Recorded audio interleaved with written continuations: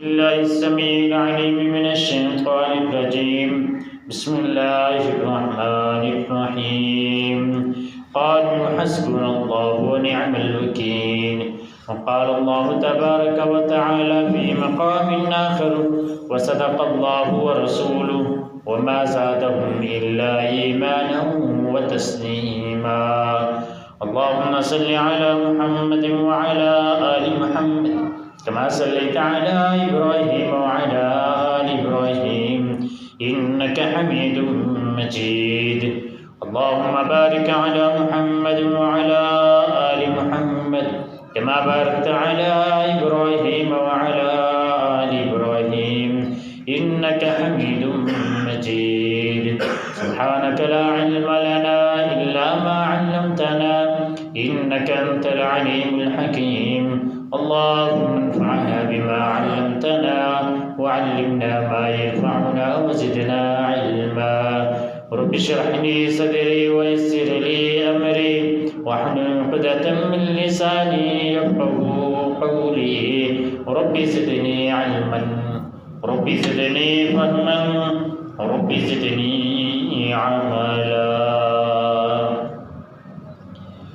حمد و ثنا اللہ وحدہ لا شریک کے لیے انگنت بے حد و حساب درود و سلام حضرت محمد رسول اللہ صلی اللہ علیہ وسلم کی ذات اقدس پر. محترم سامعین، بطور انسان اللہ رب العزت نے ہر انسان کے اوپر اپنی بہت ساری نعمتیں اس کو عطا کی ہیں.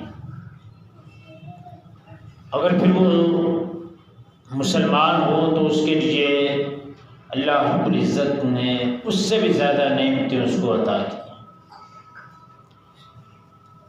لیکن 3 نعمتیں ایسی ہیں جس کو ہم نے نعمت نہیں سمجھا، یا اگر نعمت سمجھا ہے تو اس کی قدر نہیں کی.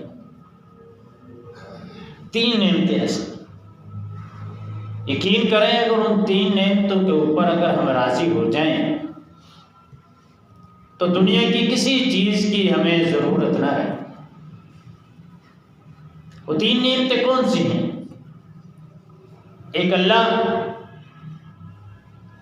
ایک رسول اللہ اور ایک دین اسلام. اگر ان 3 نعمتوں کے اوپر انسان راضی ہو جائے کہ اللہ میں تیرے اوپر راضی ہوں، اگر انسان اللہ رب العزت کے اوپر راضی ہو جائے اس نعمت کے اوپر، تو اللہ رب العزت اس کو اتنی نعمتیں عطا کرے اس ایک نعمت کی وجہ سے کہ وہ سوچ بھی نہیں سکتا.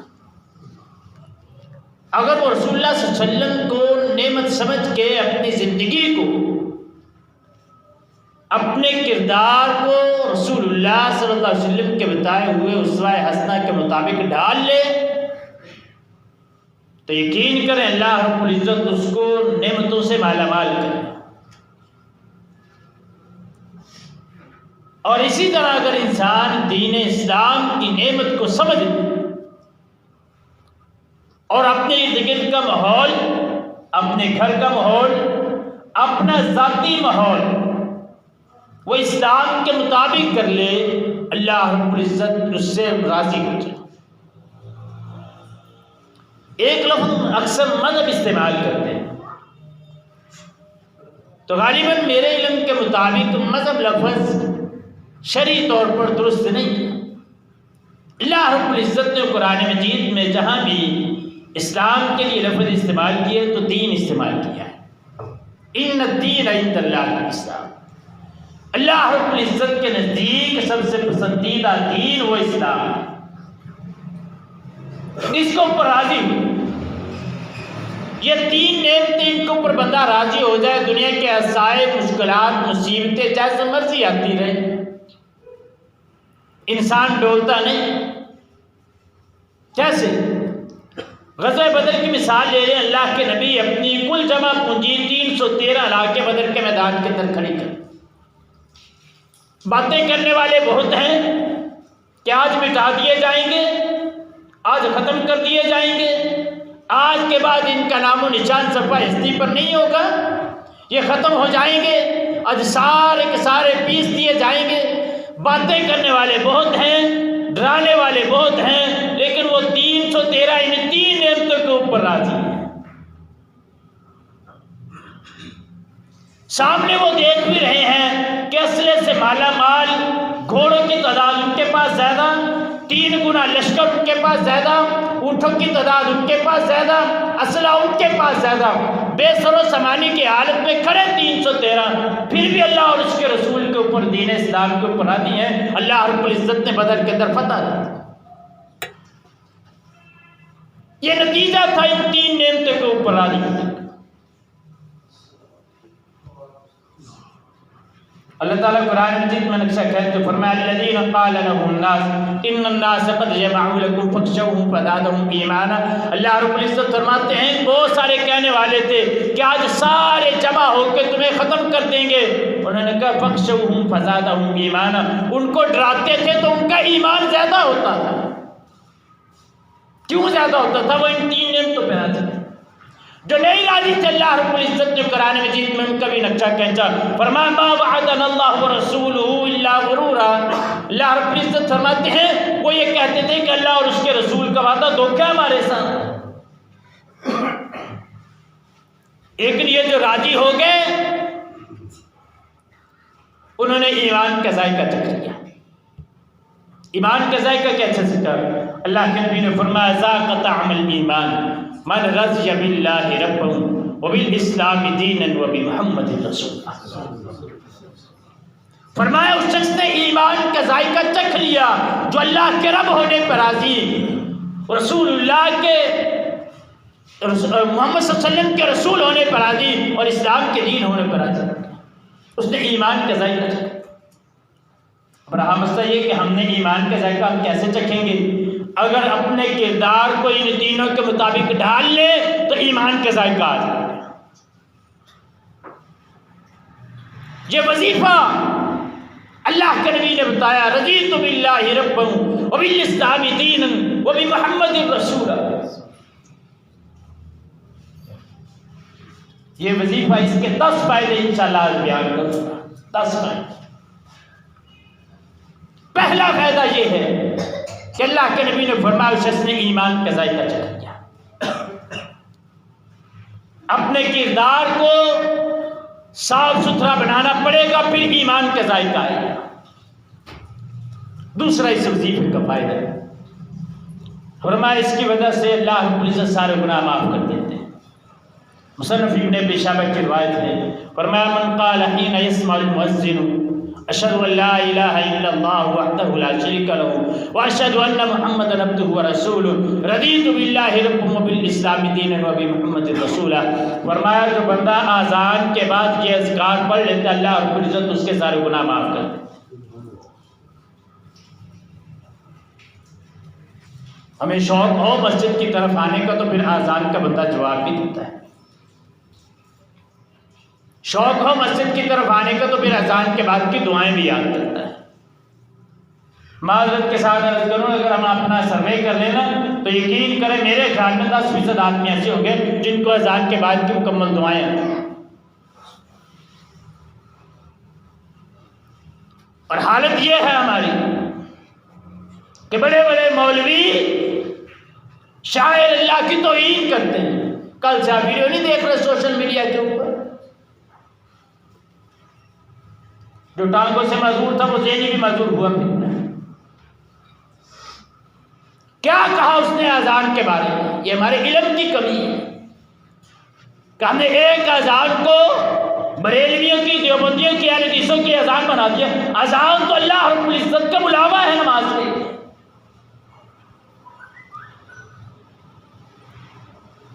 جس نے اذان کے بعد یہ دعا پڑھی فرمایا اللہ رب العزت اس کے سارے گناہ معاف کر دیتے۔ شابی بیان کرتے ہیں اس وظیفے کا پتہ کتنا فائدہ ہے، فرمایا من خاف من امیر ظلما فقال رضیت باللہ ربا وبالاسلام دینا وبمحمد رسولا وبالقرآن حکما واماما انجاہ اللہ۔ شابی بیان کرتے ہیں اگر کوئی بندہ کسی حاکم کے پاس گیا ہے، کسی منصف کے پاس گیا ہے، کسی امیر کے پاس گیا ہے، صدر اور وزیر اعظم کے پاس گیا ہے اور اس کو خطرہ ہے کہ اس کے اوپر ظلم ہوگا، فرمایا اس کے دربار میں کھڑا ہو کے یہ وظیفہ پڑھے، فرمایا انجاہ اللہ منہ، اللہ رب العزت اس کو اس سے نجات دے۔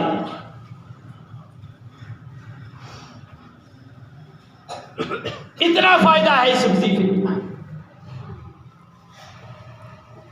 اور وظیفے کے ساتھ ساتھ ہمارا کردار، ہمارا عمل اس کے اوپر دلالت کرے۔ چوتھا فائدہ، چوتھا اور پانچواں فائدہ یہ، جس بندے نے یہ وظیفہ پڑھا،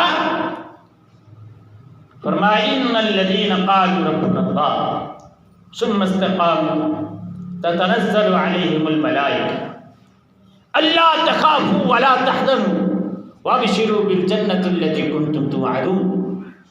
فرمایا وہ لوگ جو اللہ رب العزت کے رب ہونے پر راضی ہیں، جنہوں نے کہا ہمارا رب اللہ ہے، ثم استقاموا، پھر اس کو پر ڈٹ گئے، فرمایا تتنزل علیہم الملائکہ، پہلا ان کے اوپر انعام یہ ہے کہ آسمان سے فرشتے ان کی مدد کے لیے اترتے ہیں، آسمان سے فرشتے اس کی مدد کے لیے اترتے ہیں۔ اب سوچتے ہوں گے کہ ہماری مدد کے لیے کہاں سے فرشتے آئیں؟ فضائے بدر پیدا کر، آج بھی فرشتے اتر سکتے ہیں تیری نصرت کے لیے۔ آج وہ فضا پیدا کرنی پڑے گی، وہ عمل و کردار پیش کرنا پڑے گا۔ اللہ رب العزت آج بھی فرشتے نازل کر دیتا۔ اس سے دوسرا فائدہ کیا ہوگا؟ فرمایا ابشروا بالجنۃ التي كنتم توعدون، جنت کی بشارت جس کا تم وعدہ کیے گئے تھے۔ آج سے تقریباً 3-4 سال پہلے میں نے ایک کالم پڑھا تھا، امیر حمزہ صاحب کا، اخبار کے اندر آیا تھا کہ آج سے کچھ سال پہلے جب یہ سود کا معاملہ نیا نیا شروع ہوا تھا، تو ایک عورت تھی، اس کے کہتی ایم پی اے تھی، وہ پنجاب اسمبلی کی، کہتی میں اپنے دفتر میں بیٹھی ہوئی تھی، میرے پاس 2 لڑکیاں ہیں، نوجوان تھی، میں نے ان سے پوچھا آپ کہاں سے آئی ہو؟ کہنے لگی ہم بازار حسن سے آئے۔ وجہ کیا تھی تمہارے بازار حسن جانے کی؟ کہنے لگی کہ ہمارے باپ نے سود کے اوپر پیسہ لیا تھا، ہمارا باپ بہت ہو گیا، اب ہم اس وقت سے اپنا جسم بیچ رہے ہیں، لیکن ابھی تک وہ سود کا قرض نہیں اترا۔ اس کے بعد اس عورت نے اسمبلی کے اندر بل پیش کیا، اس کی جتنی شکیں تھی وہ ساری کی ساری پنجاب اسمبلی کے اندر، عورت کہتی ہے کہ جیسے جیسے پیش ہوتی گئی کسی نے اس کے اوپر کوئی اعتراض نہ کیا۔ کہتی میرے پاس ایک ایم پی اے خاتون ایک اور اٹھ کے آئی، آ کے مجھے کہتی ہے کہ آج اللہ نظر آیا یا نہیں آیا؟ کہتی میری آنکھوں سے آنسو آ گئے کہ میں نے جو سود کے خلاف مہم شروع کی تھی، مجھے خطرہ تھا کہ پنجاب اسمبلی سے یہ بل رد نہ کر دیے جائے، ساری شکیں ایک ایک کر کے پاس ہو، اور آج پھر بھی وہ لوگ اس آدمی کی سپورٹ کرنے کے لیے تیار ہیں جس نے جا کے عدالت سے سٹے لیے ہوئے اس سود کے اوپر۔ یہ تو ہماری حالت ہے۔ یہ انسان کے لیے یہ فائدے ہیں اگر انسان ان 3 نعمتوں کے اوپر راضی ہوتا ہے۔ فرشتے مدد کے لیے اترتے ہیں، جنت کی بشارتیں ملتی ہیں۔ اگلا فائدہ کیا ہے اس کے؟ عذاب قبر سے نجات ملتی ہے، کیوں قبر میں جو سوالات ہونے ہیں وہ سوالات تھی من ربک، ما دین، من نبی۔ اس وظیفے کے اندر 3 چیزیں ہیں، رضیت باللہ ربا وبمحمد الرسول وبالاسلام دینا۔ اگر انسان ان 3 نعمتوں کے اوپر راضی، اس کے مطابق اپنا کردار عمل بنایا، تو قبر کے اندر 3 سوالوں کے جواب دیا جائے۔ اگر سوالوں کے جواب آ گئے تو قبر کے عذاب سے نجات ہے، اگر سوالوں کے جواب نہ آئے تو پھر اللہ کے نبی نے فرمایا تھا کہ قبر جنت کے باغیچوں میں سے ایک باغیچہ ہے یا جہنم کے گڑھوں میں سے ایک گڑھا ہے۔ سب سے مشکل مرحلہ آخرت کی منزلوں میں سے قبر کا ہے۔ فرمایا اللہ کے نبی قیامت کے دن خوش ہوں گے اس آدمی، کیسے خوش ہوں گے؟ اللہ کا نبی اس دنیا کے اندر جو وظیفہ پڑھتا ہے اس کے اوپر خوش ہوتے ہیں، تو قیامت کے دن اس کے اوپر خوش ہوں گے۔ اللہ کے نبی کیسے خوش ہوئے؟ صحیح بخاری کی روایت حضرت انس بیان کرتے ہیں کہ رسول اللہ صلی اللہ علیہ وسلم نے ایک دن ہمیں واعظ کیا، اور قیامت کے بڑے بڑے حادثات اور واقعات کو بیان کیا۔ فرمایا اتنا پر اثر واز تھا کہ ہماری داڑیاں آنسو سے تر گئیں۔ فرمایا اس بات کے بعد اللہ کے نبی خاموش ہو کے بیٹھ کے صحابہ کرام باری باری اٹھتے سوالات پوچھنے شروع کر دیے۔ کچھ نے ایسے سوالات پوچھے جو غیر مطلوب تھے، غیر معنی سوالات تھے۔ اللہ کے نبی کو غصہ آ گیا۔ جب اللہ کے نبی کے غصے کی حالت کو حضرت عمر فاروق رضی اللہ تعالیٰ عنہ نے دیکھا، اٹھے اللہ کے نبی کے سامنے دوزانہ ہو کے بیٹھ کے کہتے ہیں رضینا باللہ رب وبالاسلام دینا وبمحمد رسول۔ اللہ کے نبی ہم رب ہونے پر راضی، ہم آپ کے رسول ہونے پر راضی، اسلام کے دین ہونے پر راضی۔ حضرت انس فرماتے ہیں اللہ کے نبی کا جو غصہ تھا وہ اللہ کے نبی کے جمال کے اندر تبدیل ہو گیا۔ اس دنیا میں اگر اللہ کے نبی کے سامنے کوئی وظیفہ پڑھے تو اللہ کے نبی اس کے اوپر خوش ہوتے ہیں، تو قیامت کے دن بھی خوش ہوتے ہیں۔ اتنا فائدہ اس وظیفے کا۔ اللہ کے نبی قیامت کے دن اللہ رب العزت کو اس آدمی کو خوش کر دے گا جو بندہ یہ وظیفہ پڑھتا ہے۔ اللہ کے نبی نے فرمایا ما من مسلم یقول حین یمسی وحین یصبح ثلاث مرات۔ فرمایا کوئی بھی مسلمان یہ وظیفہ صبح 3 مرتبہ پڑھے اور شام کو 3 مرتبہ پڑھے، رضیت باللہ ربا وبالاسلام دینا وبمحمد رسول۔ اللہ کے نبی نے فرمایا الا کان حقا علی اللہ ان یرضیہ یوم القیامہ، مگر اللہ رب العزت کے اوپر لازم ہے کہ قیامت کے دن اس آدمی کو خوش کرتے ہیں جو صبح 3 مرتبہ پڑھے اور شام کو 3 مرتبہ۔ پھر وہی بات کروں گا کون پڑھے؟ یہاں پر تو آدمی اذان دے کے بیٹھا رہتا ہے، کو نماز کے لیے نہیں آتا ہے، وظیفہ کون پڑھے؟ 3 مرتبہ صبح 3 مرتبہ شام کون پڑھے وظیفہ؟ کیونکہ بہت زیادہ ٹائم لگتا ہے۔ ہم کسی کی پنچایت میں تو گھنٹوں کھڑے ہو لیتے ہیں کہ مسجد میں 3 منٹ بیٹھنے کے لیے تیار نہیں۔ اگلا اس کا فائدہ اللہ کے نبی نے فرمایا اس آدمی کے اوپر جنت واجب ہو جاتی ہے۔ فرمایا من قال رضیت باللہ ربا وبالاسلام دینا وبمحمد رسول وجبت له الجنہ۔ فرمایا جس آدمی نے یہ پڑھا رضیت باللہ ربا وبالاسلام دینا وبمحمد رسول، فرمایا وجبت له الجنہ، اس کے اوپر جنت واجب ہو گئی۔ 10واں اور آخری فائدہ، سب سے بہترین فائدہ۔ اب یہ سوچتے ہیں کہ شاید ہم صحابہ کرام کے ساتھ نہیں تھے، اللہ کے نبی کے دور کے اندر نہیں تھے، تو پتہ نہیں اللہ کے نبی ہمیں پہچانیں گے کہ نہیں پہچانیں گے قیامت کے دن۔ اللہ کے نبی کے ساتھ پتہ نہیں کون کون جنت میں داخل ہوگا۔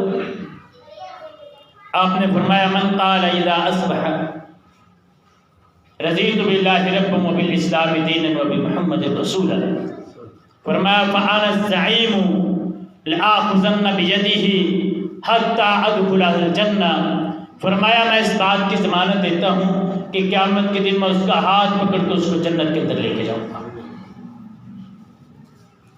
اتنا پیارا وظیفہ، یہ خوشی ہے، یہ خوشی منایا کریں۔ صبح شام 3 مرتبہ پڑھ کے، اذان کے بعد پڑھ کے، 5 ٹائم اظہار اذان کے بعد 3 دفعہ صبح 3 دفعہ شام کو 11 مرتبہ خوشی منائی جاتی ہے کہ یا اللہ ہم تیرے محمد کے رسول ہونے پر راضی، تیرے رب ہونے پر راضی، تیرے اسلام کے دین ہونے پر راضی۔ یہ خوشی منائیں۔ پتہ نہیں کون کون سی خوشیاں کس طرح مناتی ہیں، یہ خوشی منایا کرے۔ 10 فائدے اس وظیفے میں۔ 3 مرتبہ صبح پڑھیں، 3 مرتبہ شام کو پڑھیں، 5 دفعہ نماز ہر اذان کے بعد پڑھیں، 11 مرتبہ پڑھیں، ساری کی ساری بشارتیں انسان کی۔ اب راضی ہونے کا کیا مطلب ہے؟ اس کو رٹا لگانا نہیں، اللہ کے راضی ہونے کا مطلب 3 باتیں یاد رکھیں۔ پہلی بات اللہ پر خوش ہونے کا مطلب کہ اللہ کے علاوہ کوئی الہ نہیں، اس کے علاوہ کوئی حاجت روا نہیں، کوئی گنج بخش فیض عالم نہیں، کوئی داتا غریب نواز نہیں، اللہ کے علاوہ کوئی الہ نہیں۔ دوسرا اللہ پر خوش ہونے کا مطلب کہ عبادت صرف اللہ، عبادت صرف اور صرف اللہ کی، سجدہ بھی اللہ کے لیے، رکوع بھی اللہ کے لیے۔ اور یہ نہ سوچا کریں کہ ہم کون سے کسی پیر کے لیے یا کسی فقیر کے لیے کرتے ہیں، یارو لوگوں کو دکھانے کے لیے بھی ہو تو پھر بھی وہ سجدہ اللہ کے لیے نہیں۔ وہ نماز لوگوں کو دکھانے کے لیے بھی ہے تو وہ نماز اللہ کی عبادت نہیں ہے۔ وہ نماز صرف لوگوں کو دکھانے کے لیے تو اللہ کی عبادت نہیں۔